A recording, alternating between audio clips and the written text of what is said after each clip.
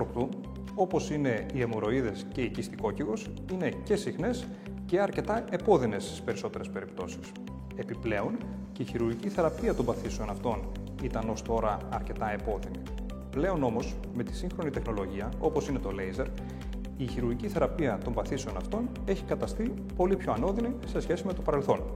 Οι ίνες λέιζερ που χρησιμοποιούμε εκπέμπουν ενέργεια κυκλικά και οι πληγές που προκαλούν είναι πολύ μικρές σε μέγεθος, αφού οι επεμβάσεις πραγματοποιούνται ουσιαστικά ενδοσκοπικά. Ο χρόνος ανάρρωσης, συνεπώς, είναι και πολύ πιο σύντομος, αλλά και ο μετεχειρητικός πόνος είναι πολύ λιγότερος σε σχέση με το παρελθόν.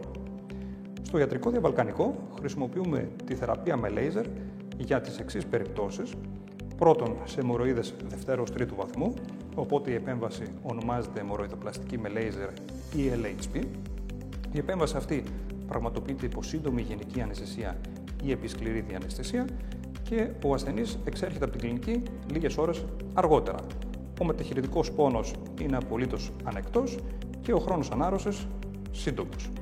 Η άλλη περίπτωση ασθενών στους οποίους εφαρμόζεται η θεραπεία με λέιζερ είναι οι ασθενείς με κίστη κόκκιγος.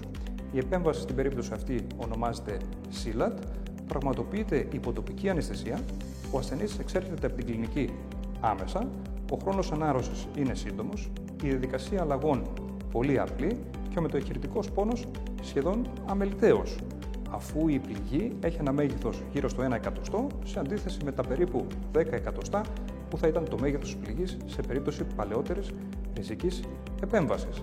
Επίσης, και τα ποσοστά επιτυχίας είναι υψηλά. Σε ορισμένες περιπτώσεις περιεδρικών συρριγγίων μπορεί να εφαρμοστεί η θεραπεία με λέιζερ και τότε, στην περίπτωση αυτή, η θεραπεία ονομάζεται FILAC. Βέβαια, η θεραπεία με λέιζερ δεν είναι ενδεδειγμένη για όλους τους ασθενείς. Η ένδειξη τίθεται από το θεράποντα γιατρό ανάλογα με την περίπτωση.